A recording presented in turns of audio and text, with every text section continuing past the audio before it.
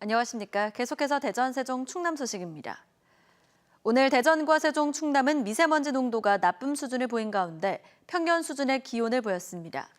오늘 낮 최고 기온은 대전 19.4도, 세종 19.8도, 아산 16도 등 16도에서 20도 사이로 어제와 비슷하겠습니다. 내일은 대체로 흐린 가운데 새벽부터 오전 사이 5mm 미만의 비가 오겠고 모레는 충남 전역에 최대 60mm의 가을비가 예상됩니다. 환경부와 국립환경과학원이 충남의 2기를 비롯해 지난 3월부터 6월까지 가동을 중단했던 전국 석탄발전소 5곳의 대기질 영향을 분석한 결과 충남에서 초미세먼지 PM2.5 농도 개선 효과가 컸다고 발표했습니다. 환경부에 따르면 충남 27곳에서 초미세먼지 농도를 실측한 결과 석탄발전소 가동 중단 기간의 충남 지역 초미세먼지 농도는 2015년과 2016년의 3에서 6월 평균치에 비해 24.1%인 세제곱미터당 7마이크로그램이 감소했습니다. 이 기간에 충남에서 저감된 초미세먼지는 487톤으로 온실가스 2,400여 톤이 감소됐으며 배출량 저감에 따른 사회적 비용 감소 효과는 전국적으로 5,154억 원에 이를 것으로 환경부는 추정했습니다. 벌써 내일이면 겨울로 접어든다는 입동입니다. 겨울채비 하면 김장이 떠오르는데요. 올해도 어김없이 어려운 이웃과 따뜻한 정을 나누는 김장 나눔이 본격적으로 시작됐습니다. 김윤미 기자가 전합니다. 잔디광장에 설치된 천막에서 대규모 김장이 시작됐습니다.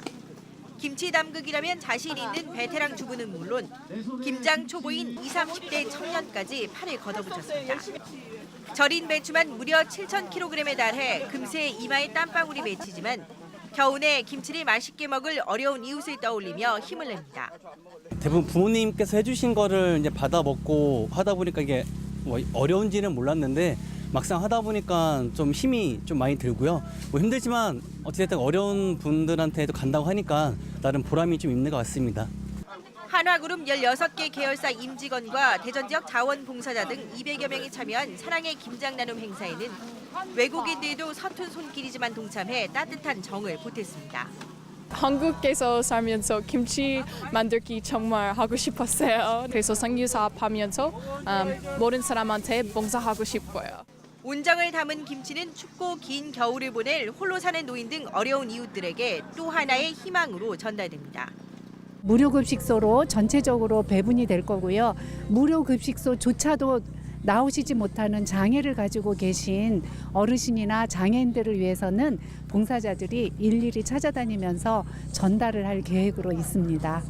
올 겨울에도 온정을 전할 김장 나눔 행사는 내일은 KTNG 천안 공장에서 오는 9일에도 대전에서 추가로 열리는 등 곳곳에서 펼쳐질 예정입니다. MBC 뉴스 김유미입니다.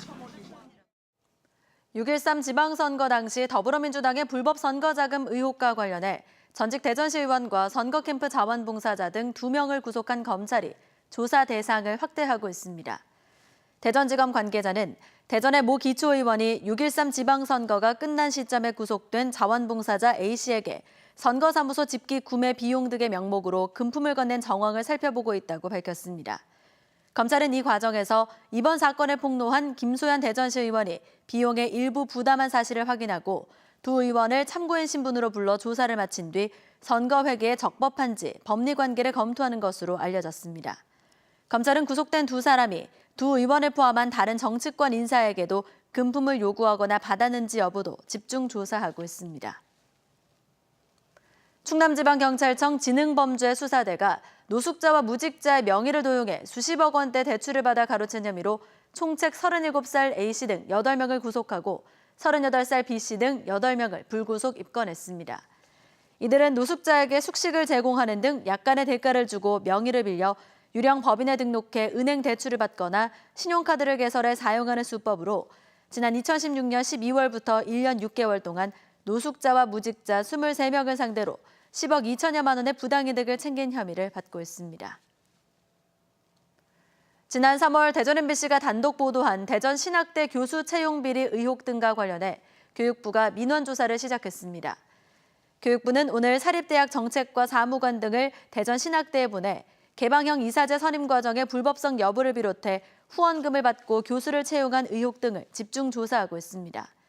감사반은 또 이 같은 의혹을 폭로한 일부 교수들을 학교 측이 무더기 징계한 것도 문제가 있는 것으로 보고 모레까지 4일간 조사를 진행할 계획입니다.